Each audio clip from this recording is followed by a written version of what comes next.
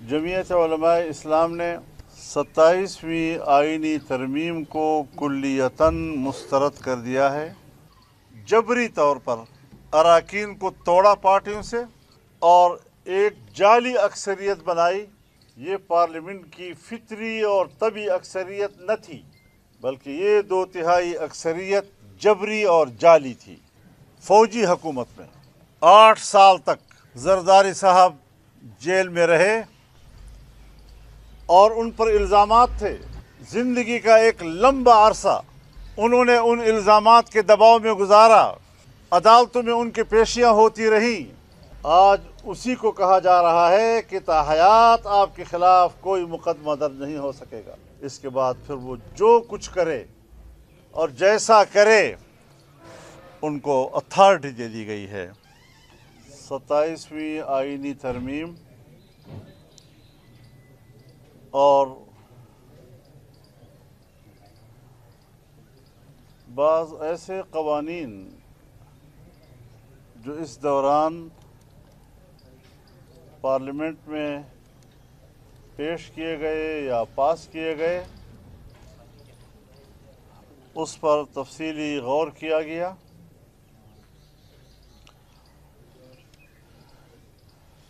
جمعیت علماء اسلام نے 27ویں آئینی ترمیم کو کلیتاً مسترد کر دیا ہے اور پارلیمنٹ میں ہمارے پارلیمانی اراکین نے اس کی مخالفت کی۔ مرکزی مجلس شورا نے اپنے پارلیمانی اراکین کے اس فیصلے اور مخالفت کی توثیق کر دی ہے۔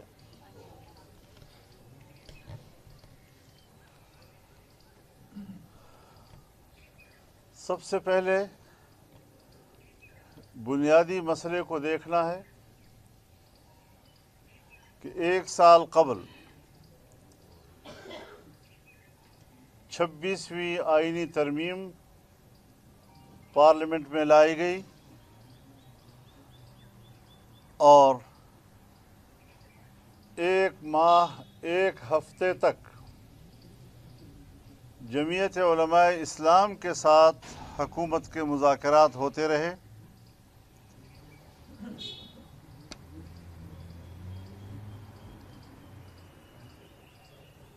پاکستان تحریک انصاف آن بورڈ تھی اور ہم آئینی ترمیم کے حوالے سے ہر پیش رفت سے ان کو آگاہ کرتے رہے، ان کو اعتماد میں لیتے رہے، ان کی تجاویز بھی لیتے رہے اور ان کی تجاویز پر ہم سٹینڈ بھی لیتے رہے اور حکومت کو وہ مطالبات منوانے پر ہم مجبور بھی کرتے رہے۔ یعنی وہ ترمیم ایک باہمی مشاورت کے مراحل سے گزری اور کہا جا سکتا ہے کہ وہ ترمیم پارلیمنٹ میں متفقہ منظور ہوئی۔ ہماری یہی کوشش رہی کہ آئین میں کوئی ایسی تبدیلی نہ ہو کہ پاکستان کے آئین کے متفقہ ٹائٹل مجروح ہو جائے، لیکن 27ویں ترمیم کے دوران ان کا فرض تھا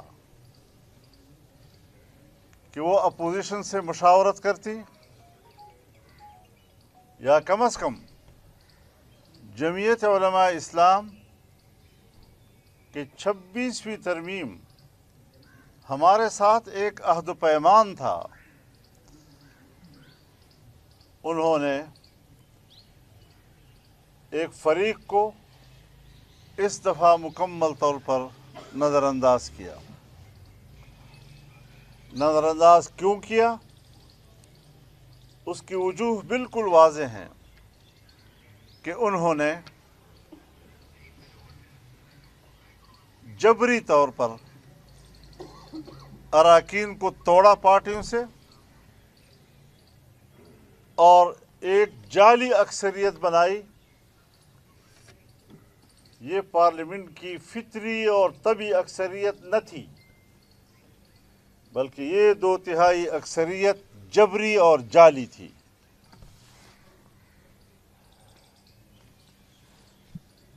یہ سب کچھ پارلیمنٹ اور جمہوریت کے اقدار کے خلاف ہوا۔ اس سے حکومت کی عزت میں اضافہ نہیں ہوا۔ جو قوتیں اس ترمیم کو لانے میں مصر تھیں، ان کی عزت میں کوئی اضافہ نہیں ہوا، اور اس طرح عوام میں حکومت کی مقبولیت بڑی تیزی سے گری ہے۔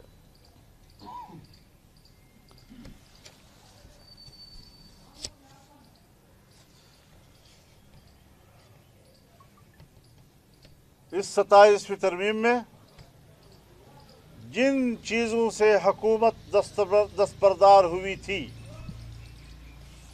27ویں ترمیم میں انہوں نے اراکین کے ہاتھ مروڑ کر 2/3 اکثریت بنائی، اور 1 سال پہلے جس کو حکومت نے کہا کہ یہ غلط ہے، ہم دستبردار ہوتے ہیں، آج وہ چیزیں کس طرح صحیح ہو گئیں، آج وہ کس طرح آئین کا تقاضا بن گیا، آج وہ کس طرح جمہوری عمل ٹھہر گیا، جبکہ آپ سب جانتے ہیں 26ویں ترمیم پر ہر پاکستانی کو حق ہے کہ وہ اختلاف رائے کرے۔ اگر اس کے ذہن میں اشکال ہے، اگر اس کے ذہن میں ابہام ہے اور وہ عدالت میں جاتا ہے، ہم ان کے اس حق کو سلب نہیں کر سکتے۔ چنانچہ لوگ گئے، خاص طور پر اس ترمیم کا جو عدلیہ سے متعلق تھا، اس پر لوگ کورٹ میں گئے، اور ابھی تک وہ معاملہ کورٹ میں زیر سماعت تھا، اور دوسری ترمیم لا کر اب ایسی پیچیدگیاں پیدا کی گئیں کہ خود عدالت کو بھی سمجھ میں نہیں آ رہا کہ اس کے بارے میں کیا رائے قائم کرے۔ اصولی طور پر جمعیت علماء اسلام آئینی عدالت کے حق میں تھی، لیکن پارلیمان کا اتفاق رائے حاصل کرنے کے لیے ہم نے عدالتی بینچ پر اتفاق کیا تھا۔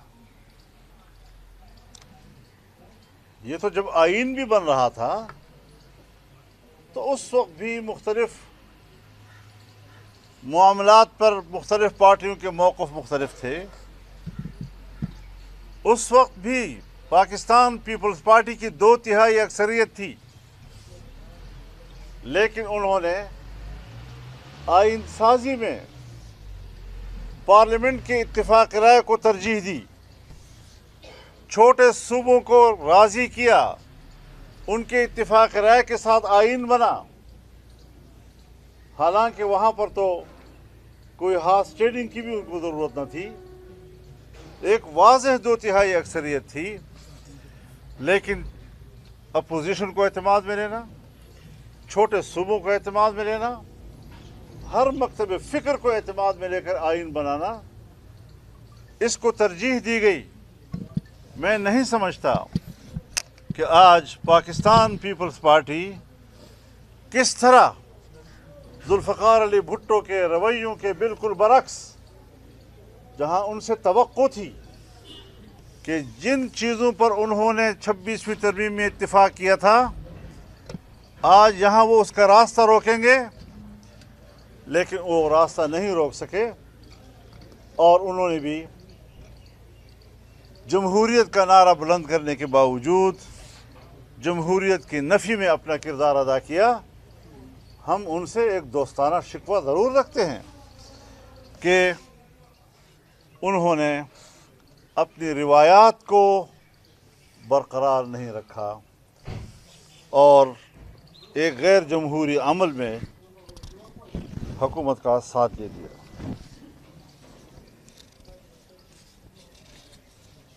آئین ایک قومی امانت ہے، آئین ایک قومی اثاثہ ہے، آئین ایک میثاق ملی ہے، یہ پاکستان کی قومی وحدت کی علامت ہے۔ اگر خدا نہ کرے آئین متنازع ہو جائے تو دنیا کی کوئی طاقت پاکستان کو ایک ملک نہیں رکھ سکتی اور پاکستانی کو ایک قوم نہیں بنا سکتی۔ اس آئین پر ہماری کمٹمنٹ ہے۔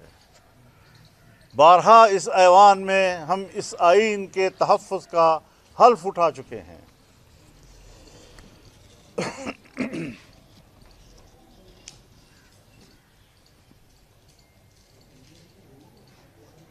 بعض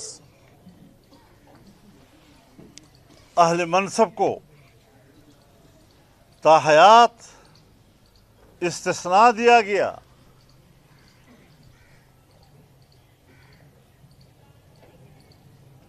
فوجی حکومت میں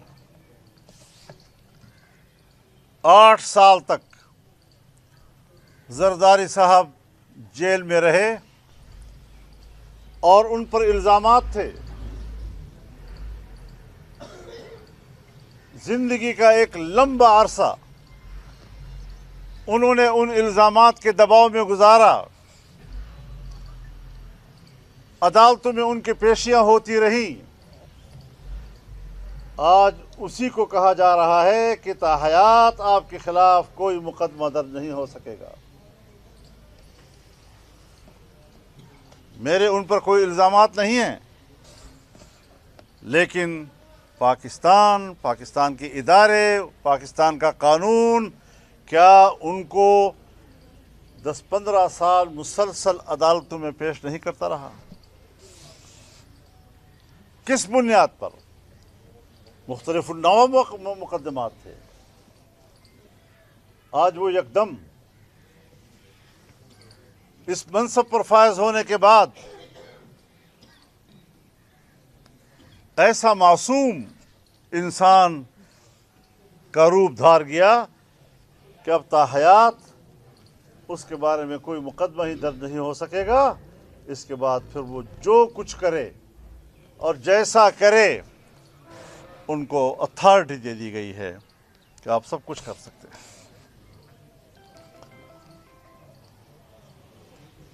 فوجی سربراہان، تینوں مسلح افواج کے سربراہان ہندوستان کے مقابلے میں ان کی جرأت مندانہ جواب کی ہم نے سب سے پہلے تائید کی ہے۔ ہم ان کی بہادری پر ان کو خراج تحسین پیش کرتے رہے ہیں، لیکن اس کی پاداش میں اس آئینی ترمیم کے ذریعے ان کو جو تاحیات مراعات دی گئی ہیں،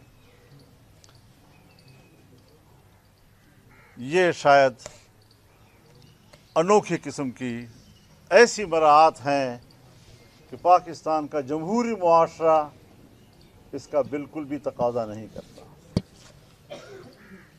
میں تو صدر مملکت سے بھی کہنا چاہتا ہوں، میں تینوں مسلح افواج کے سربراہان سے بھی کہنا چاہتا ہوں کہ وہ اس ترمیم کے تحت دیے ہوئے استثناء یا اس ترمیم کے ذریعے دی ہوئے مراعات ان کو از خود مسترد کر دیں اور کہہ دیں کہ ہم یہ قبول کرنے کے لیے تیار نہیں ہیں۔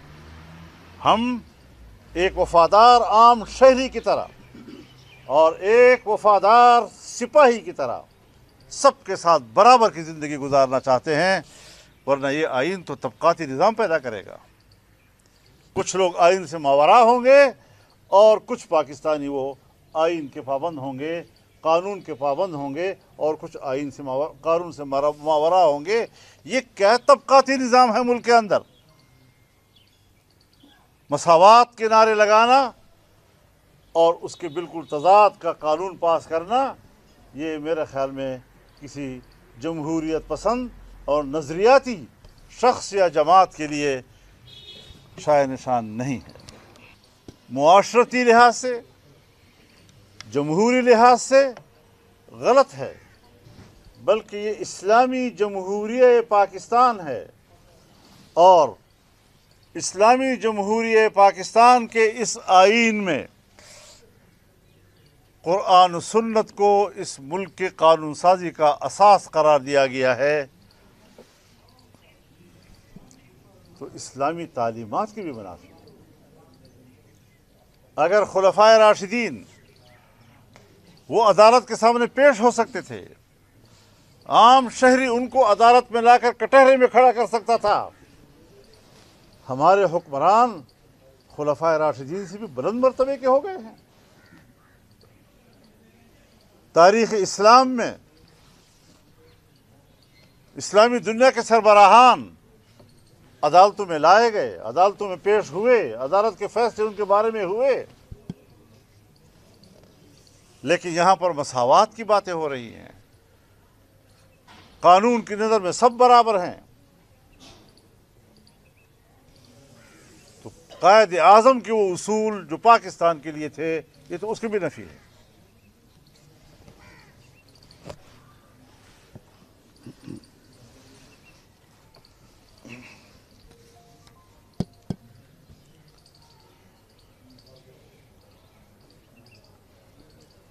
یہاں پر جب آئینی عدالت بنائی گئی،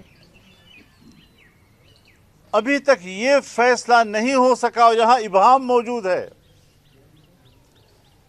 کہ چیف جسٹس آف پاکستان کون کہلائے گا، سپریم کورٹ کے چیف جسٹس یا آئینی عدالت کے چیف جسٹس۔ اور یہ کہ وفاقی شرعی عدالت کہ کسی بھی فیصلے کے خلاف سپریم کورٹ سے وابستہ شریعت اپیلٹ بینچ موجود ہے، آئینی عدالت کے قیام کی صورت میں اگر شریعت بینچ کا فیصلہ یا شریعت کورٹ کا فیصلہ وہ آئین سے متعلق تھا، تو سپریم کورٹ کہے گا میں تو اس کی سماعت نہیں کر سکتا، اس لیے کہ یہ آئینی مسئلہ ہے، اور آئینی کورٹ کہے گا کہ اس کا دستور میں ہمارے ساتھ کوئی وابستگی نہیں ہے۔ وفاقی شرعی عدالت اور شریعت کی روح سے فیصلے ان کا کیا بنے گا پاکستان میں، ان کے تو مستقبل کا سوچا ہی نہیں کیا۔ ہمارا یہ مطالبہ ہے کہ فیڈرل شریعت کورٹ اور سپریم کورٹ شریعت اپیلٹ بینچ کو فعال بنایا جائے۔ فیڈرل شریعت کورٹ ایک لمبے عرصے سے نامکمل ہے، 2 علماء کرام ان کے مستقل اراکین ہیں تاکہ شریعت کی روح سے کورٹ کی رہنمائی کر سکیں، لیکن ان 2 ججز کا علماء کی صورت میں آج تک انتخاب نہیں ہو رہا، ان کی نامزدگی نہیں ہو رہی۔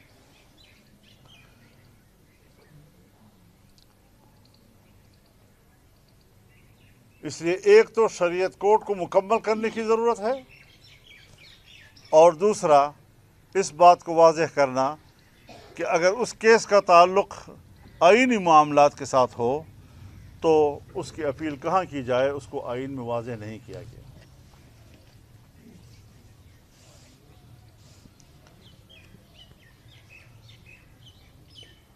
جمعیت علماء اسلام کی نظر میں 27ویں آئینی ترمیم سے نہ تو دستور میں کوئی بہتری آئے گی، نہ یہ عوامی مفاد کا تقاضا پورا کرے گی، اور نہ اسلام کی روح سے اس کو کوئی جائز قانون قرار دیا جا سکے گا، جس کی بنیاد پر ہم مکمل طور پر 27ویں آئینی ترمیم کو مسترد کرتے ہیں۔